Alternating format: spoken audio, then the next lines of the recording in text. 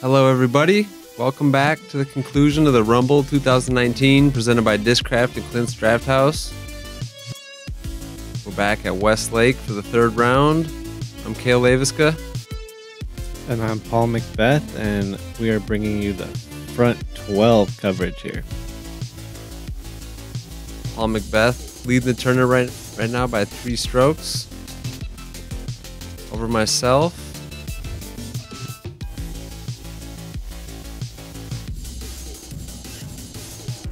We have Joel Freeman joining us here for the final round.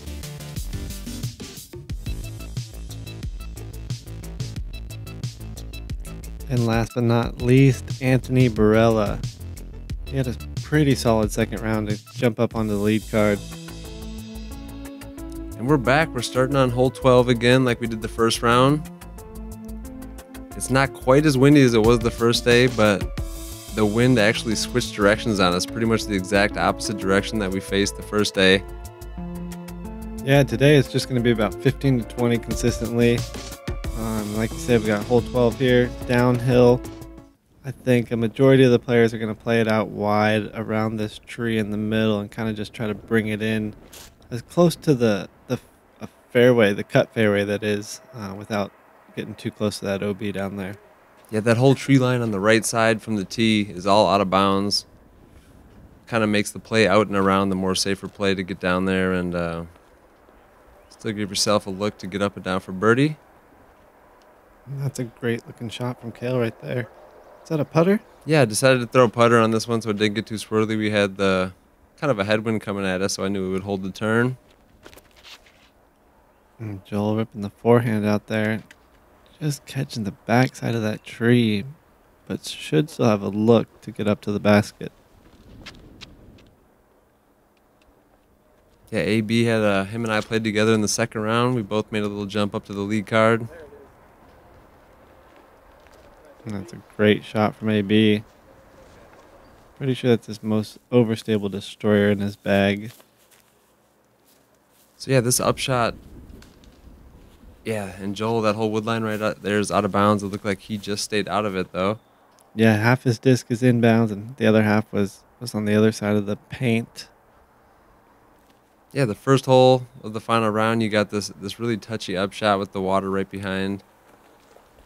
Looks like you handled it pretty well right there. Yeah, I was trying to keep it out to the left side and try to avoid that wind as much as possible and just give myself a putt.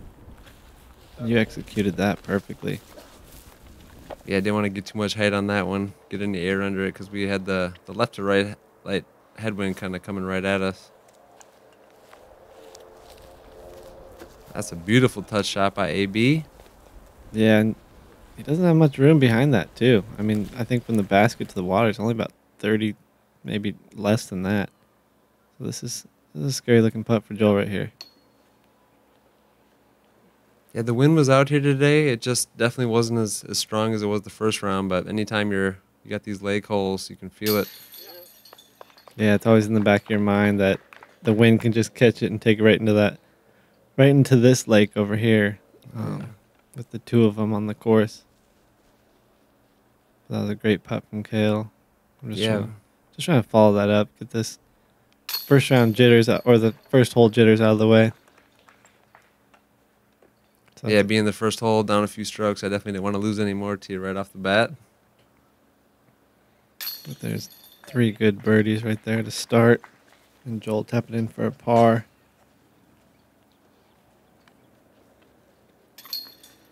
And we had a good-sized gallery at this point, too. Yeah, it was. It was a beautiful Easter day out there. We were lucky to have a lot of people coming out and rooting us on. Appreciate everyone spending their day with us. We're here on the reservoir hole. Par 5, 877 feet. The strip of land in between the two waterways on each side is just very daunting. Today we had a ripping left to right wind, so it kind of played a little bit different than the first round. We were able to throw the hyzer line and kind of let the wind knock the disc down. Yeah, it's a very interesting play on this after the wind switch. Yeah, the wind switch. I think a lot more players are going with the backhand, trying to use the wind to their advantage off the tee shot. And That one looks like it's, yeah, just getting pushed down right before the rocks. Yeah, definitely just wanted to make sure, you know, keep the hyzer angle so I knew the wind would just kind of drop it down. Yeah, and this one only being 877 feet, it's one of the hardest par fives that I think I play on tour. You know, you got water on both sides, and that's a great tee shot from AB right there. Yeah, it sure is. I mean, we're playing on a strip of land that's only a couple 100 feet across, and you got to get some big distance on it. And there's always wind here for sure. And Joel's really trusting that one off to the right there. Needs to stay on the side of the hill. Yeah, that's Joel's game. He loves to power up on some overstable discs and get the full flights out of them. So here I got a ripping left to right wind. I thought I had a good angle on this to have the wind kind of knock it down, but you can see it just kind of sneaks out on me. Yeah, when you threw that, it kind of looked like it was turning over to the right and going to be right in the middle, and then it just kind of just levitated across that hillside. But you can see what the wind's going to do with this disc right here. And that one's gone. Yeah. I'm not getting that one back.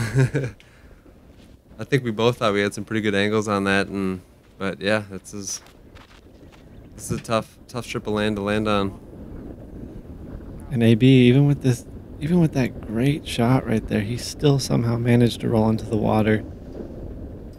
So that's, you know, 3 up shots, 3 OBs so far. And Joel with his relief off those rocks. Yeah, he just yanked it a little bit, and it tries to come back in for him, but that just stayed out as well. Yeah, I think it kind of scuttered around. Yeah, just barely out, and he made the call right there on himself and knew that the water was surrounding it. Yeah, from down here, I can't see the basket at all. It was kind of a blind upshot, and I was lucky to put that one pretty close. That was a great upshot right there. Joel with the forehand here, using that wind to his advantage and putting it about 15 feet right here. Great upshot by Joel.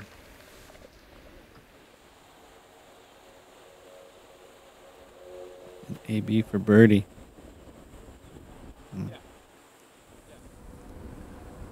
Yeah, starting on this side of the course, these are some tough holes to begin a round on. Yeah, it's one of those holes where it's like it's great to get it out of the way early in the round, because if you do have a disastrous hole, you can feel like you can kind of make it up, but you also don't want to start around that way. And we're just trying to save our pars right here. Yeah, I was about 10 feet away, but with those branches so close, that was a little bit of a tricky putt with the wind. In the first round, we actually saw Jordan from a similar spot as you and myself just spit right back out. Yeah, I was trying not to think about that. Yeah, so that one entered my mind. Exactly, it's in the back of my mind as well. So par, I mean, that's not too bad right there. No, now we're walking across the water over to hole 14. It's a big blind shot. We're throwing uphill, left to right, swinging shot on this one. It's pretty easy to hyzer off, and that wood line on the left can come into play, but you want to keep the disc turning the whole way. It's a long way to get up to the basket. This is one that Nico the Castro aced a couple years ago, which is just a phenomenal ace, but I still don't believe it. yeah, any of us would be loving to take a 2 on this one. I'm just ripping over a Kong right here really hard, and that's actually I didn't think I was that tight. No, I didn't either. You definitely had the distance to get there, but yeah, it was just cutting it a hair on the inside. I saw your line, I thought looked perfect, so I'm pretty much trying to follow you. Yep, looks exact same right there. Got the little flex on it, and that's really about as close as I think you can get.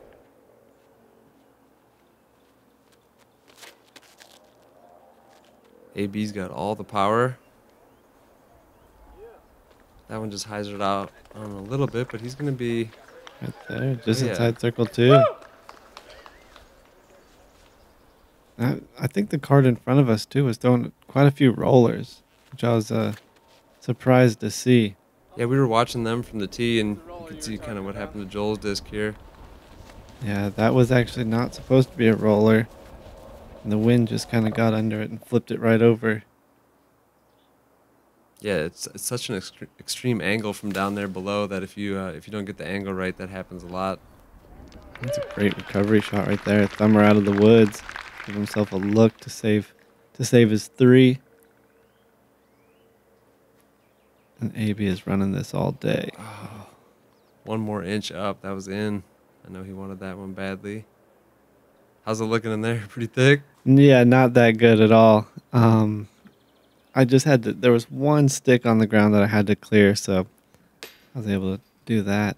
Oh, just a little low. Yeah, I wanted that one. It would have been a good way to no. get a stroke early in the round, and Joel kind of gets a little action off the basket, but he should be pretty close. And that, I mean, I was only about 15 feet away right there, but it took me it felt like a minute to get set up, having to move all the brush out of the way. Yeah, then you're kind of putting back into the headwind too. That wasn't super easy. And then Joel tapping out for his 4. And Cale and AB for 3.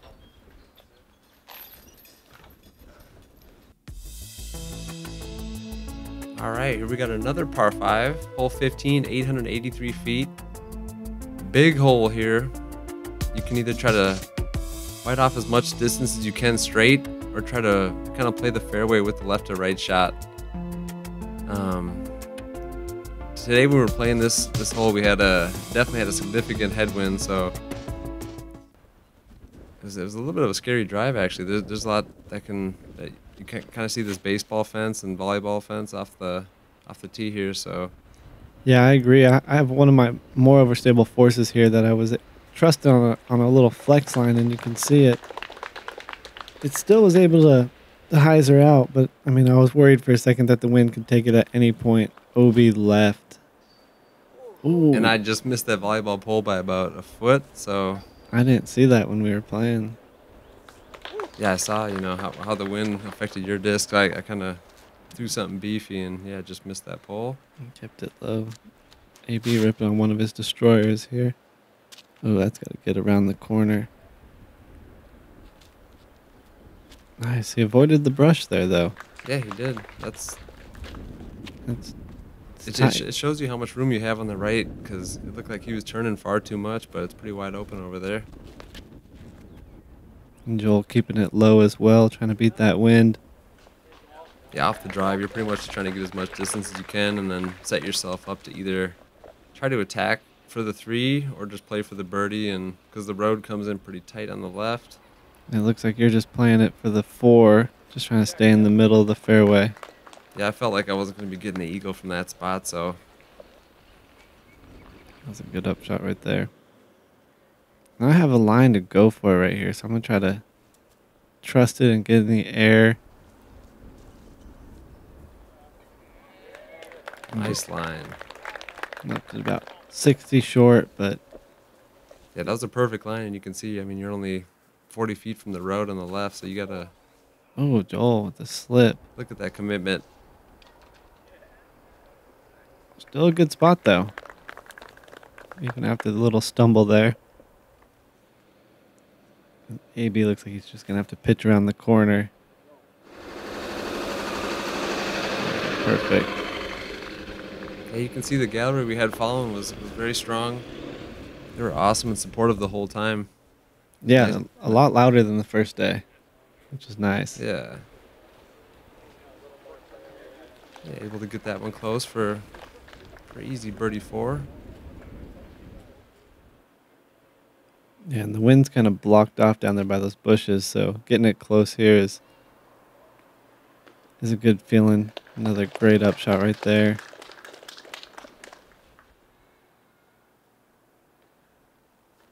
Yeah, it's definitely an eagleable hole. But yeah, a 4 is a really good score because you can see how thick these woods are, and it's easy to find some trouble. Yeah, and it's easy to leak into that road as well. I gotta look right here for eagle. Just short. Yeah, we know you're running that one. Now we got some cleanups for birdie right here. That was a very well executed hole by Cale. Yeah, all of us played it pretty well. We're going to have some pretty routine 4s. And hole 15 was actually eagled twice today. Is that right? You know who got it? Reed Viscera. Oh yeah, the big lefty. That's a good lefty. hole for him. And Ian Pope. Yeah. Double check the U-disc right there. So Hole 16 was playing tough today. The wind was kind of coming right to left out of these woods. You can see how close the road is on the left, which obviously comes into play, but you know, people trying to play it a little too safe on the right, get in those woods, and it's so thick. I mean, you almost have to pitch out and play for a bogey after that. Yeah, I was in that wood line the first round, and unfortunately had to take the bogey, so I switched up the game plan here and went with the buzz on a turnover line. Oh, that was a great kick right there. What an awesome rip, though. Yeah, I kind of had it in my head that I was going to be throwing driver on this one. Oh, yeah. Got the FollowFlight. That's a strong mid-range shot, especially with this wind. Wow. Yeah, I was feeling like with the turnover there, it was just going to push towards that wood line, but not go into it. And yeah, ended up real close right there. Yeah, and that's... It looked like you pushed it left right out of your hand. I know. I really got to commit to the Anheuser angle on that one. Get that wind to just drop it, but came out flat. Yeah, AB with the forehand here. Oh, that's way too tight. That. Yeah, looked like it went in our ways too. We'll see if he'll have a line from there to try to get up and save par.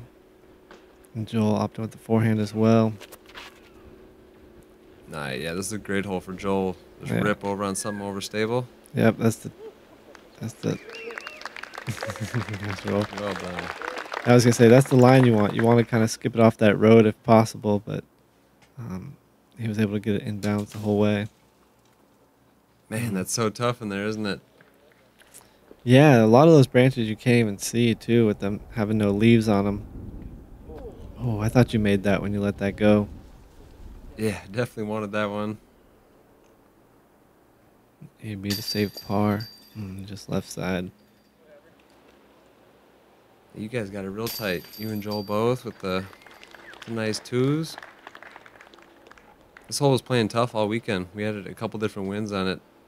Yeah, because I think a majority of the holes blocked with those bushes on the right, but when you get to the open road over here, it's kind of just gusting through the driveways right there. It sneaks up on you. That's painful for me to watch right there. Yeah, and you came up and asked. Someone said that you were playing the hole wrong, and yeah, it was kind of a strange situation. One of the people in the gallery said that he thought I had to go to the drop zone. I'd played the hole wrong, so we looked at the scorecard and figured out that there was no drop zone. And but it's just something you don't want to hear, that you're playing the hole wrong midway through. And yeah, I should have shaken it off a lot better than that. But we're going back in the woods. Hole 17, a tight gap off the tee, downhill the whole way. I think the good play on this one is to land it about 30-40 short and just slide it right up to the basket for some speed control, but it's easy to pull it right on this one. Yeah, the gap itself is only about 15 feet wide, but like you said, use that ground to your advantage. And that's what I'm trying to do right here, and just let the hill slow it down for me. That's how you do it. Yeah, you made that look pretty easily, but that gap is small. Yeah, and for me, when I aim at the ground right there, it's just kind of a shorter shot. I feel like, it's a little bit easier to hit my mark rather than aiming all the way to the basket. Yeah, I like that play. And AB was just about a foot off. That looked pretty good, but caught one of those guardians on the right and kicked him in the woods. I'm trying to follow your line, keep it nice and low. Yeah, that's a good shot right there. Nice. Is that putter? Yep, throwing PA3 on that one. Nice shot. You throw putter or mid? I threw a wasp, so mid. Oh, okay. Oh. As soon as he let that go, he was not happy with it. I think he put it out a little bit wider than he would have liked. And then AB, I think he has a line from here. You know he's running it if he does. Yeah, we saw Adam Hammies the first round, almost in a similar spot, almost make it.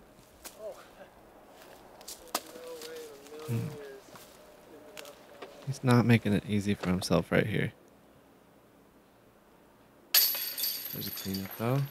Yeah, this is a stretch of tough holes that we're about to play, and not a lot of 2 opportunities on this side of the course, so this is one you definitely want to get. Yeah, the first round we were calling this the gauntlet. You know, it's a tough stretch right here. It is interesting having it in the middle of our round though, and not the end of the round like previous years. There's a drop in. Those always feel good. Ooh, this hole right here, speaking of the gauntlet, hole 18. One of the most notorious holes on this course. You got a long tunnel to land ideally where these guys are standing right now, but it's a long throw. It's probably almost 450 feet just to get there. And you got OB the whole right side of the fairway on this approach shot up to the basket. And yeah, you got another 350 feet to get up there, and it's one that you dream of 3-in, but it's no easy task. It's definitely a true par 5. Yeah, definitely, and especially with that OB on the right side. The OB is long off the tee shot, but once you get up to your second or third shot, it's the whole right side. And I just needed this to flip up a little bit more. This is a solid shot for the hole, but not going to get me to the... Yeah, it takes away the eagle opportunity, but birdie is still there. So even with your awesome throw, you're almost to the edge, but not quite though, right? Yeah, I probably still want about 10 to 15 more feet on it. Yeah, and that's honestly the mistake that you can't make on this one, because if you leak it right, it'll often pop out, but left is just jail. And watch this one right here for Joel. He used the whole fairway. He used the left side, the right side. That is amazing right there. He's gonna have a look.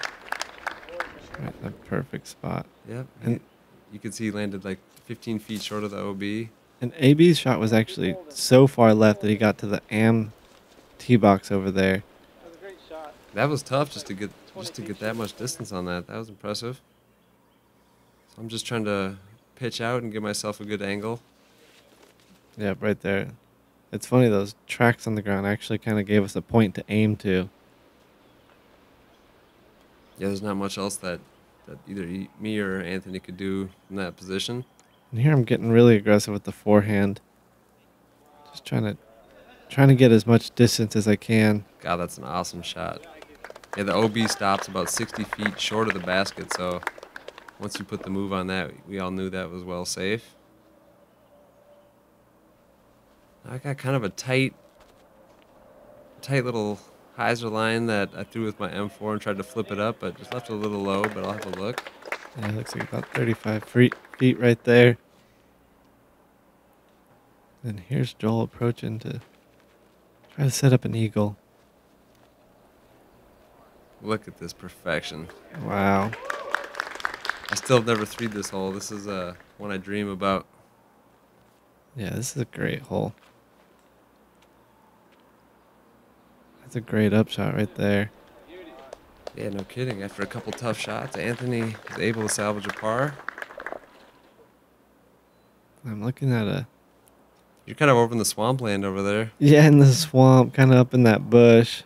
But I was still trying to run it. I knew it was for eagle. And look at that, just sail. I had a little wind coming off the water, but that is not a flat putt. And this is how you want your eagles to be, just 15 feet away. That's amazing. That was, He's getting 2 strokes on pretty much the whole field there. That was amazing. yep, he was one of 2 eagles, him and Jacob Saunders. Saunders, correct? Oh yeah, Jacob Sanders. Yeah. He's a local Iowa kid that's been ripping it up lately the last couple of years. He's actually on the second card, so that happened right before us. Those were the only 2 of the round. Cleaning up a nice birdie. Yeah, I'm happy with the birdie there. Yeah, I think he'll definitely take 4 on that hole every time if you could, huh? Oh, yeah. Hole 19, look at this intimidating beast. The basket lays on a strip of grass up there that's about, what, 25 feet wide? That's generous.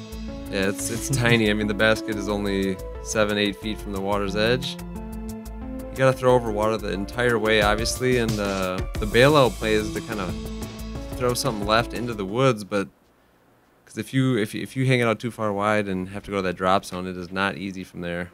Yeah, it's kind of just try to get the distance right, and if you're in the woods, you can pitch out and save your three, but one of the toughest par threes we'll play.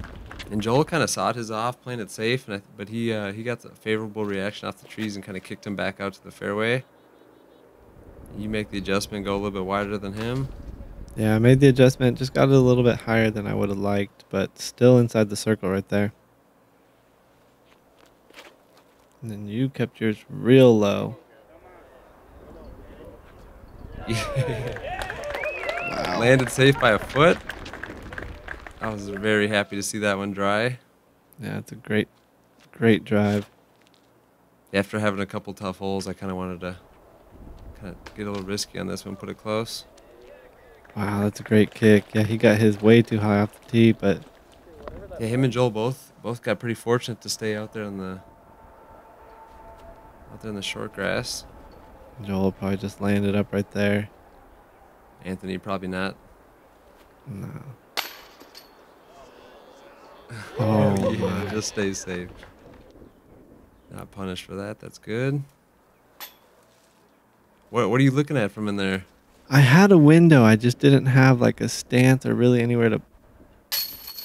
It's a great birdie. I just didn't have anywhere to like kind of pull my putt back to, so it was just kind of just flick it out there and just off the top. That's a scary one to go for. If you miss metal, you're obviously going right in. Yeah, I felt like I could hit metal. I just wasn't sure if I could get the power on it. Look at you, stayed safe by about 6 inches. Yeah.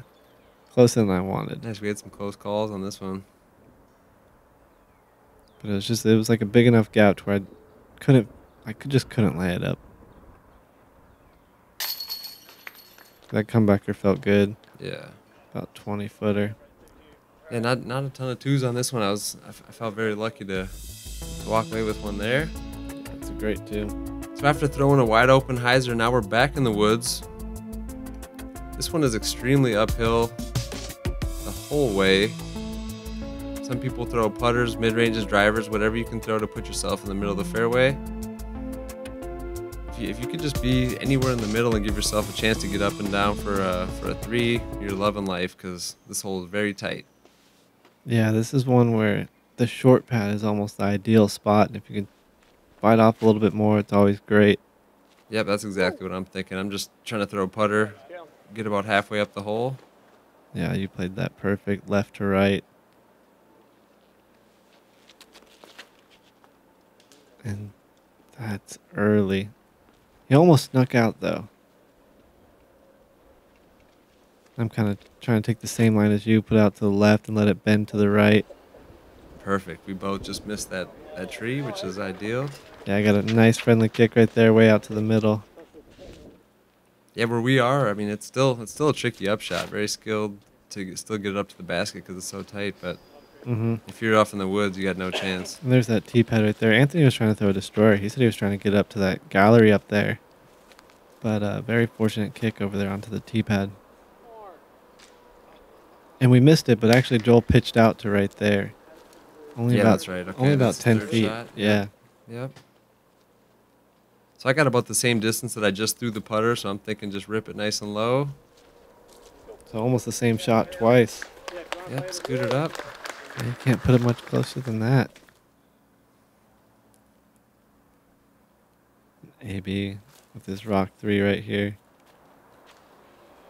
And that was looking really good. That's right, it was looking good. He was bummed that hit that hanging branch. Yeah, those ghost branches. And I'm going again, trying to follow you, and just left to right movement there. I guess you can put it closer, huh? I set you up for that one. I saw it coming. AB giving this a run. Have to settle for par from there. And Joel's definitely trying to throw this in with a little touch forehand. Yeah, he was upset that he didn't get it at least to the basket. AB for par and Joel for a bogey. We got 2 birdies right here. Yeah, bogeys can sneak up on you on that hole really easily. I know I took one the first round, so I was lucky to improve by a couple strokes. Here we go, hole 21. It's only listed at 567 feet. But a par 4, this angle is very tricky. You kind of got to go with either a backhand turnover or a forehand, and then another one of these small greens. Just it's a little bit smaller than the circle. You got the water on the left and the woods on the right, pretty close. Yeah, this hole's dangerous, and the wind was just coming straight up the tunnel at us off the lake. And we're throwing downhill towards the water as well, so. You could see the wind just lifted that up. Luckily, I was able to punch through those branches, but didn't get anywhere as near as much distance as I wanted. You really want to push that lake as close as you can. I'm going with the forehand here, trying to keep it low, not letting the wind lift it and mess with it too much. And how's that? Yeah, there's some action.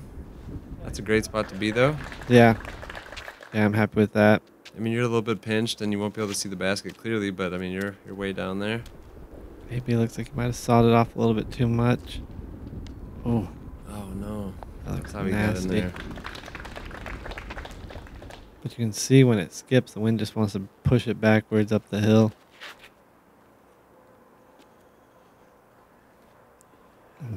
That's well done. Not a ton of distance on it, but he'll have a good angle for the approach. Yep, great spot right there next to the short pad. Yeah, after my drive, I'm a little bit out of position, but I was feeling the headwind, so I'm thinking if I just get it out nice and wide, the wind will kind of help me. And I just didn't quite get it wide enough. And it's a bad spot in there. Yeah, it's dry, but it's not ideal. And here's Anthony. He was almost throwing this backwards, kind of just letting it glide over there. But he'll have a look from there.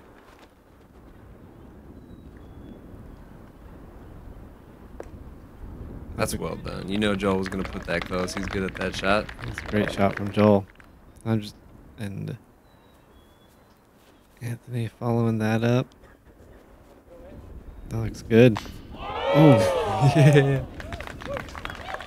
I couldn't see that from up where I was, but I thought I heard some metal. Yeah, it looked like a great line. I heard it. We just couldn't see how close it actually was. And I'm just basically putting mine up in the wind and just hoping it gets close. Yeah, just kind of hit that wood line and drop straight down. Mm-hmm. Give you a look. Yeah, forehand is not one of my strengths, so if you see me throwing that out of the woods. Oh, no. You can see it just bounced and angled right for that water. Kind of tiptoeing on the edge and just get it up a little bit more, almost. Just a tough hole for you right now. Yeah. There we go. That's a great putt into the headwind. Looking right at the lake. Yeah, I thought that could have lifted up. That got above that band that was in the water. So I felt good about that one. And there's exactly what I was talking about. Those people didn't know they were in danger of getting hit right there. I didn't think Joel. I don't think Joel thought they were either. No. But he gets a second chance at this one. That's a good 4 from AB. Yeah, so you got the lone birdie on this one, and now kind of extending your lead a little bit. I know once I took this 6 right here and you got the 3, it was going to be an uphill battle from there. Yeah. There's a lot of golf left, but I know, it doesn't seem like there's any lead safe on this course. That's true. We got hole 22, 325 feet. With the exact opposite wind today. Yeah, we had a nice little tailwind for this one. Yeah, I think this is one of the most gettable holes here. Yeah, with this tail, I mean, there's a little bit of a low ceiling. Otherwise, you can go wide. I think you're just trying to punch one nice and low. Another one where I'm just keeping it low and using that hill to control my speed. Perfect. Just got over that hump and... Yep, right there, about 16 feet away. Maybe he's ripping on that destroyer again. Oh.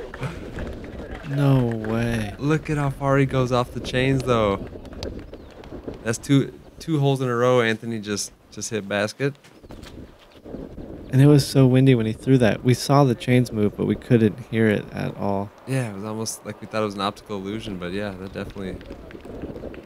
That was a great stick from Joel right there. I was pretty much trying to follow your line, but I just got a little bit too much hyzer angle on it. I still have a look from up there, but... Looking right at the water. Yeah, kind of a tough right to left wind putt on that one, too. And here's AB from about 45. And he was commenting on how hard he threw that to make it go that far past after hitting chains. Yeah, and he hit it solid, too. Yeah, but I'm trying to get that Anheuser angle on it to kind of have the wind knock it down, because if I float that one at all, it's going straight in the water. Oh, tough miss right there from Joel.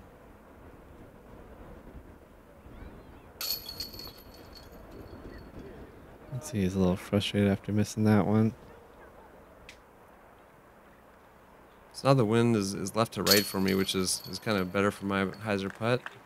Yep, dead center right there.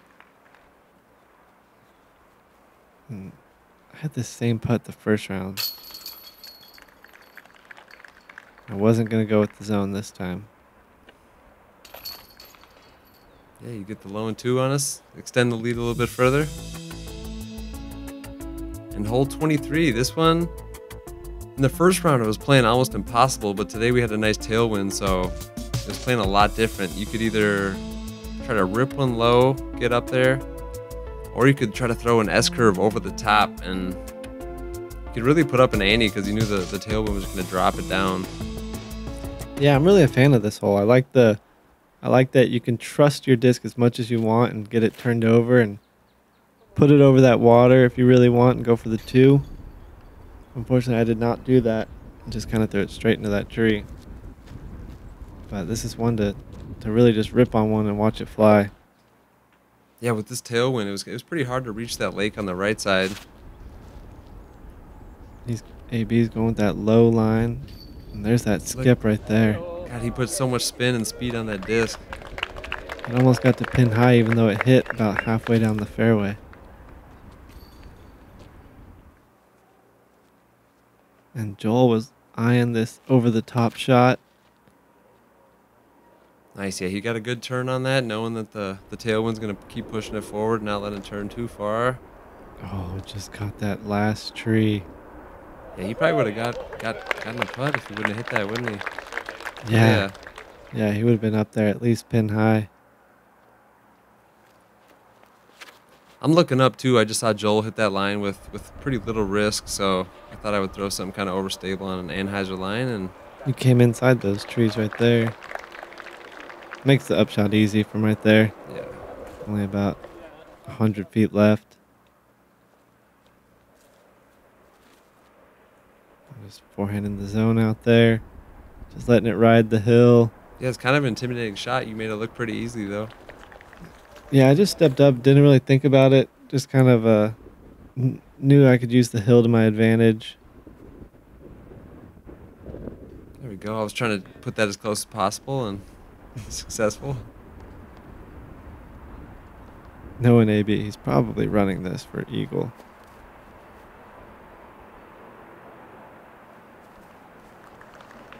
You can see how the waves, everything's just moving with the wind. Another one of these greens right on the water.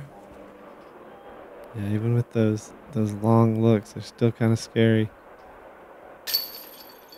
That was another putt right there that felt good, just inside the circle. Yeah, that looked like supreme confidence. You're gonna hold that lead where it is. And then Joel's on the board with the bird.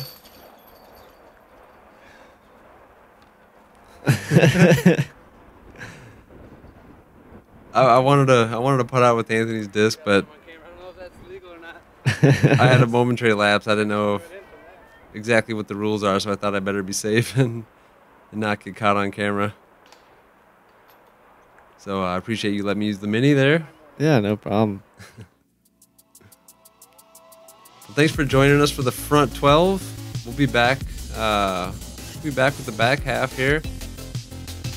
We're all plugging along pretty well. Paul's extended his lead here, and Yeah, we're getting to the exciting holes now. We're getting to some more birdies coming up, and we'll catch you guys on the back 12.